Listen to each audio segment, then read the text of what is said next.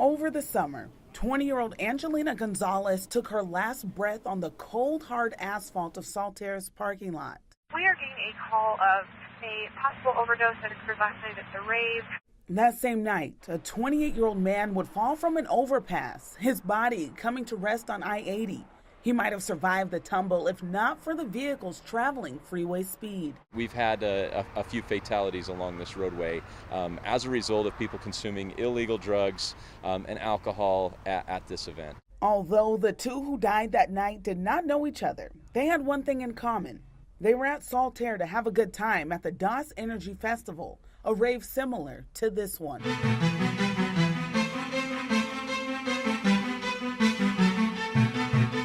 These type of events present a lot of problems for law enforcement. Lieutenant Jason Ackerman, Unified Police, was one of 20 law enforcement officers hired by event promoters to ensure the safety of partygoers this night. We've seen everything from assaults to pretty severe cases of medical problems.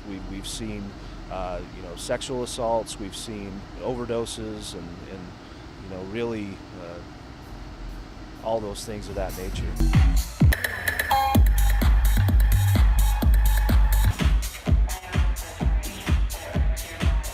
At this event, ABC4 News did not capture any arrests or illicit activity. These raves or EDM type events are notorious for illicit drug use. But Lieutenant Ackerman says it's common and difficult to stop. You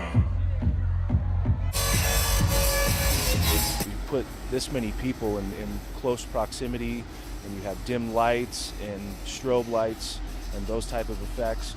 It's really difficult to see the drug transactions that are taking place. The address of occurrence is going to be at Saltaire. UPD says about 6 people were taken to nearby hospitals on the night ABC4 News was there. It goes from fun party to a very sober situation in about 2 seconds. Dr. Greg Gardner from nearby Mountain West Medical Center has to deal with the repercussions of the rave culture firsthand.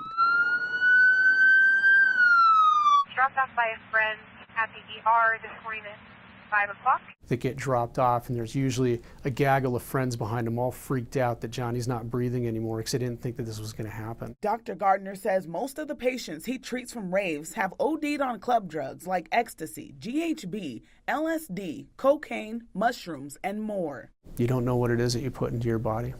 You have no idea. Did you put rat poison in there? Did you put a bunch of bleach? Who knows? You don't know.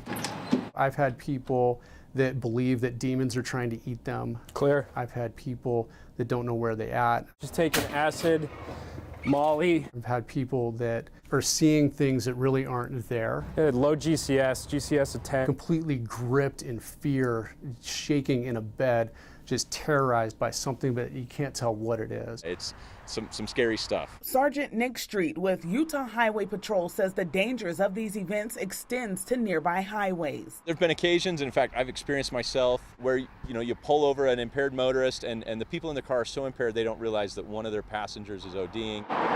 Sergeant Street has responded to reports of injuries along the highway just outside Saltaire. Ravers high on drugs and struck by cars. But the owners of Saltaire say they are working to improve safety.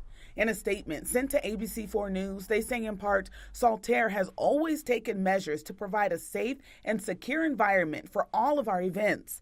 We have also added some recent improvements to our process and procedures. Those improvements include signs warning drivers not to park along the highway, Uber and Lyft drivers, and extra security. Those are all awesome steps. Those are great steps to take. But at the same time, that doesn't mean the scene isn't what it was in the past, or that the same dangers aren't going to be there. I'm Brittany Johnson, ABC4 News.